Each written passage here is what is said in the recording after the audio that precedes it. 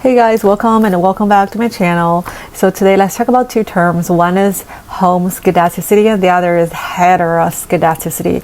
What that really mean? So today I'm focusing on the definition of the two terms and the intuitive understanding, give you an intuitive understanding of the two terms. And in the next video, I will put that two terms in a context of an example to help you appreciate or understand what it's going to be like, in the real world scenario, or how to understand that in reality. Yeah, let's get into it. Okay, so today let's talk about the difference between homoskedasticity and heteroskedasticity. Okay, what that really mean, what the intuitive understanding of this term. Okay, so heteroskedasticity versus homoskedasticity. So because I want to make a video about these two terms, I just look up the dictionary to find that it actually has a very direct translation into Chinese. It's easier for students to understand if you say it in Chinese. So homo means the same, and skedasticity is actually the same variance. And hetero means different. Heteroskedasticity means variance. So actually that means same variance. And this this actually means different variance. And this actually means same variance. But this variance is for error term. So variance of error given x. And same thing, this is a variance of error given x. So look at this heteroskedasticity and homoskedasticity. So this error is in the regression. Y equals b0 plus b1x and plus error. And this is this error term. So that indicate all other determinants of test score. Okay, let's suppose for the sake of this video, let me just give you a very simplified, very easy example. So this is test score, and this is a class size. Equals 1 is small class, equals 0, large class. And this error indicate all other determinants of test scores, right, other than class size. Okay, so if errors are homoskedastic, that's the language we're using.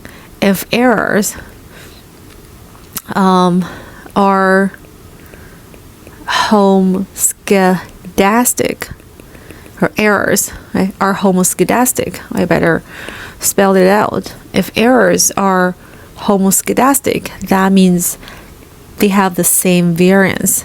A variance of error given x equals a constant term, a constant value. So use this as an example. So x can only take on two values. So that means variance of error given x equals 1 equals variance of error given x equals 0.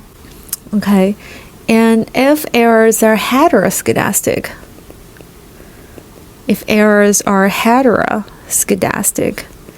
and we can write this equation. Variance of error given x equals 1 is not equal to variance of error given x equals 0.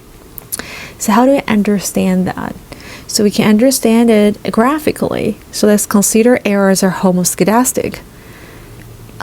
This is a conditional error, right? So let me draw this graph. So this is a y and this is x. X can take only two values, x equals 0. X equals 0, that indicate this is a large class. X is 1, that indicate that the class size is small. And let's look at this scatter plot when we have this binary independent variable x. Okay, so when x equals 0, large class, you probably find this is the different values of test score. Right? When x equals 1, you have different values of test score. We know that if we draw a regression line, it will look like this, right? And this point, this is how we define OLS, right? At this point on this line, that's our average or expected value of test score given x equals 0.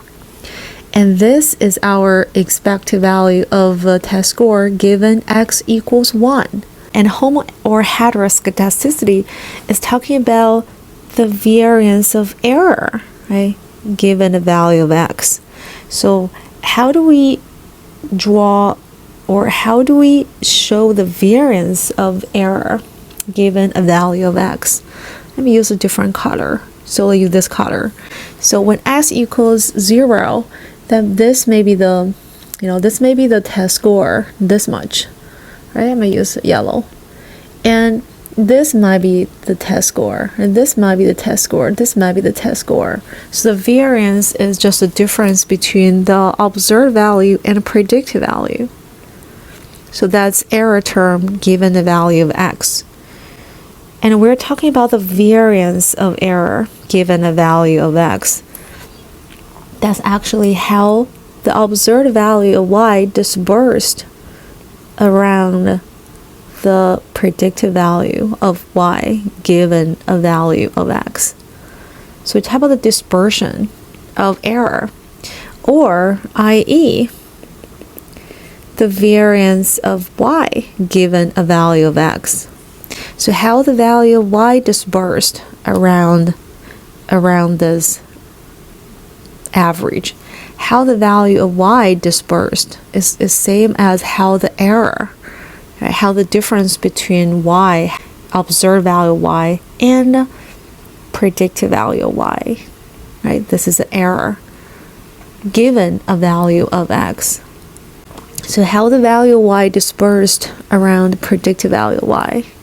So if they have the same dispersion, we say errors are homoskedastic, right? So if errors have the different dispersion, like this, so this y, this x equals 0 large, x equals 1 small, and when x equals 0, you have this dispersion of test score, or dispersion, i.e.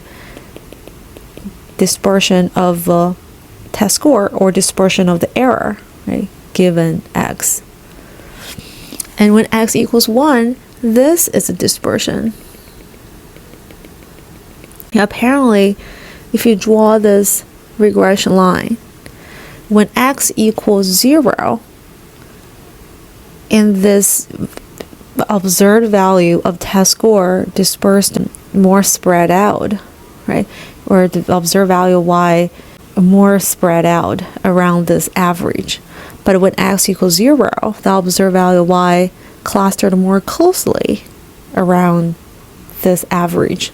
So in this case here, if you look at the variance dispersion of error given x equals 0, or variance of test score given x equals 0, we see they're talking about the same thing, right? It should be different from the variance of error given x equals 1, right? Or the variance of y given x equals 1. Maybe they're only 25, and this is 36, so they're different. And if this is the case, we say errors are heteroskedastic. If this is the case, errors are homoskedastic. Okay, in next video, let's look at what will be more true in reality. I hope you find that helpful, and in the next video I'll give you we explain that example, what common sense suggests. Do you think the errors are heteroskedastic or homoskedastic? We'll talk about that in next video. Okay, stay tuned.